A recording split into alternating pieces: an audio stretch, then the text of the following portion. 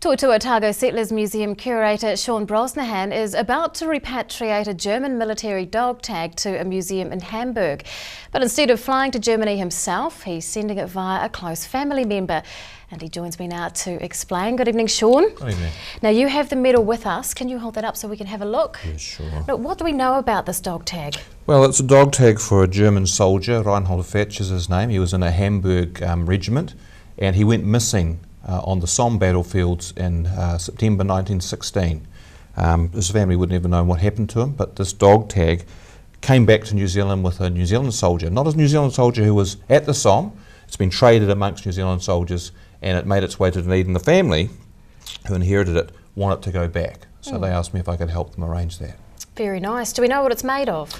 It's made of a very thin metal. I think it's zinc actually, and the details of the soldier, quite a few details, are stamped into it. That's how we know his name, his birth date, his home address, what unit he served with, all those sorts of things. So it really does mark him out very particularly. Okay.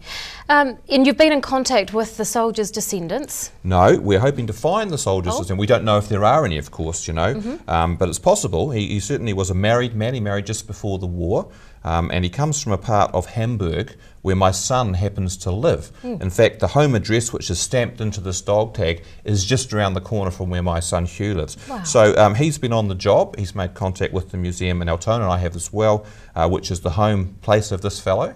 And so they're going to be the repository for it if we can't find a descendant. But we're hoping that if there's a little bit of publicity in Germany like this, someone might come forward and it'll go to the family. But if not the family, the local museum will be a perfectly good repository for it. Is the house still standing?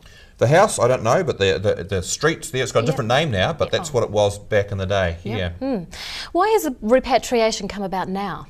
Simply because an elderly woman in Dunedin who had her father's World War I effects brought them in and gave them to the museum, or a number of things that we took. But there was this one in particular, and she had a feeling for it that, you know, she wanted it to go back to the family. And even though we sort of investigated, and clearly her father did not take this off the body of a soldier, but some New Zealand soldier probably did, and it's come back here, she wanted it to go back. So that's why it's going back now. And of course the other thing is that next month we're commemorating the centenary of the New Zealand Division's entry into the Somme battles. So that seemed to me a perfect opportunity to make some sort of gesture of reconciliation, because now we're great friends with the Germans, but a century ago it was very different, and this going back in some ways seals that century, you know, seals it off, and we're amicable with the Germans, and you know, hopefully give this back to the family. Is there any red tape involved in getting an artefact back to its home? Well, there certainly could be. It depends on the nature of the artefact, its age and its historical significance. So I did check out with the Ministry of Heritage and Culture, who operate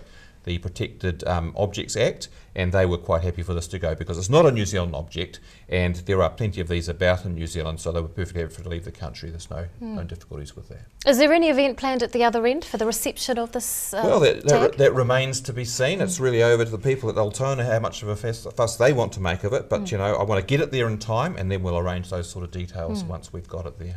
How rare is it to be sending a 100-year-old artefact back to its homeland? Well, I don't know how many other museums do it, but there's a peculiar circumstance that it is the commemoration of the centenary of the war events, and so that occasioned this particular thing. But it is pretty unusual. We've never done it before. Certainly, of course, on the other way around, there's a lot of artefacts do come back to New Zealand, particularly Maori things that have gone overseas before, and we know the resonance that they create for Maori communities having, you know, things like mortal remains and treasures of ancestors coming back here. It makes a big deal to those people. So quite possibly for a German family, this might be just the same sort of thing. It's wonderful stuff. We look forward to finding out how well it's received in Germany.